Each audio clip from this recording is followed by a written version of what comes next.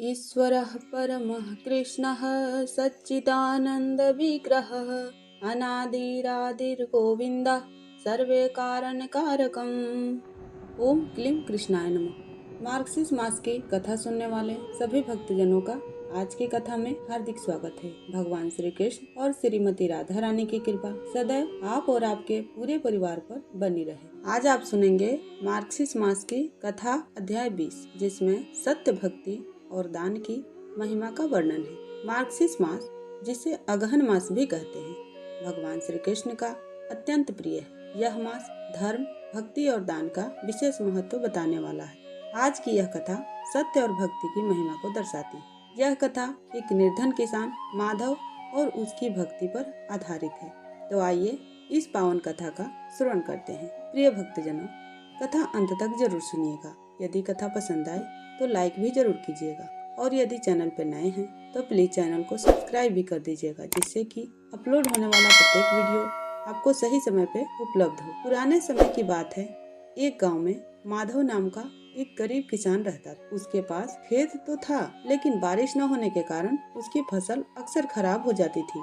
वह बहुत परेशान रहता, लेकिन ईश्वर पर उसका विश्वास अटूट था। मार्क्सिस्ट मास शुरू होने वाला था।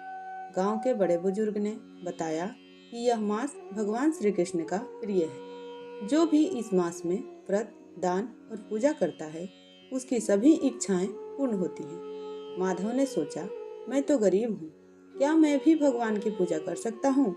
लेकिन उसकी पत्नी ने उसे प्रेरित किया, भगवान को धन नहीं, भक्ति चाहिए।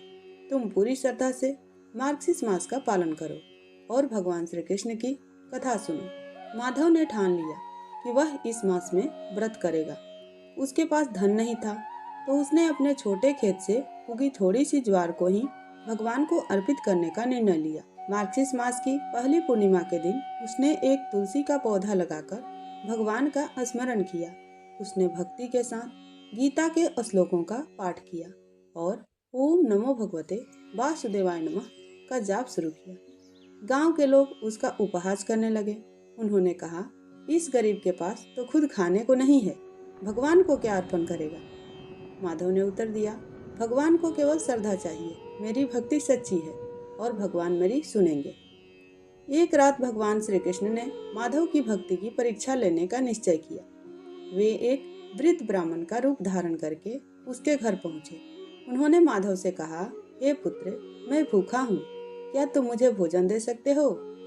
माधव के पास केवल थोड़ा सा आटा और दाल थी। उसने निस्वार्थ भाव से वृद्ध को भोजन कराया। वृद्ध ब्राह्मण ने कहा, तुम्हारी भक्ति देखकर मैं बहुत प्रसन्न हूँ, तुम्हें इसका फल अवश्य मिलेगा। अगले दिन सुबह माधव के खेत में एक अनोखा चमत्कार हुआ। उसकी जमीन से सोने के सिक्के और रत्न निकलने लगे। माधव चकित था। गांव के लोग भी यह देखकर दंग रह गए। भगवान श्री कृष्ण ने स्वप्न में माधव को दर्शन दिए और कहा, हे भक्त, तुमने मार्क्सिस्ट मास में मेरी पूजा और दान किया। तुम्हारी भक्ति सच्ची थी, इसलिए मैंने तुम्हें यह वरदान दिया। अब इस धन का उपयोग जरूरतमंदों की सहायता और धर्म के प्रचार में करना। वसुदेव सुतम देवम कंस चाणूरमर्दनम देवकी परमानंदम कृष्णम वंदे जगत गुरुम। अर्थात मैं वासुदेव के पुत्र देवकी के परमानंद कंस और चाणूर का मर्दन करने वाले समस्त विश्व के गुरु भगवान श्री कृष्ण की वंदना करता हूँ या करती हूँ। माधव ने भगवान की आज्ञा का पालन किया। उसने इस धन से गांव में एक मंदिर बनवाया, गरीबों को भोजन कराया और मार्क्सिस्ट मास की कथा सुनाने की परंपरा शुरू की। धीरे धीरे पूरा गांव भक्ति और धर्म के मार्ग पर चल पड़ा। गांव के वे लोग जो माधव का उपहास करते थे, अब उससे प्रेरणा लेने लगे।